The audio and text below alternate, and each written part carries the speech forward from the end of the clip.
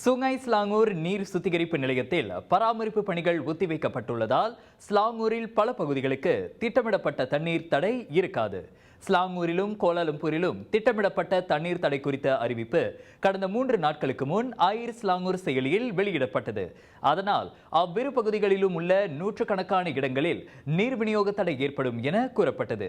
மே 14ஆம் தேதி தொடங்கி 16ஆம் தேதி வரை 2 நாட்களுக்கு திட்டமிடப்பட்டிருந்த பராமரிப்பு பணிகள் காரணமாக ஸ்லாங்கூரில் பத்தாலிங், கில்லான், ஷா அலாம், கோம்பாக், உலுக்லான், குவாலா ஸ்லாங்கூர் ஆகிய மாவட்டங்களிலும் கோலாலம்பூரில் சில பகுதிகளிலும் நீர் விநியோக தடை ஏற்படும் என கூறப்பட்டது. சமூக ஊடகங்களில் பரவலாக பகிரப்பட்டு வரும் போதும் அது தொடர்பான அறிவிப்பு இன்று அகற்றப்பட்டுள்ளது. அந்த பராமரிப்பு பணிகள் புதிய தேதிக்கு மாற்றப்பட்டுள்ளதாகவும் பின்னர் அறிவிக்கப்படும் தேதியில் அது நடைபெறும் எனவும் ஆயிர் ஸ்லாங்கூர் தனது முகநூல் பதிவு வாயிலாக தெரிவித்துள்ளது. மேல் விவரங்களுக்கு பொதுமக்கள் தங்கள் அகப்பக்கத்தை வலம் வரலாம் எனவும் ஆயிர் ஸ்லாங்கூர் அந்த பதிவில் குறிப்பிட்டுள்ளது.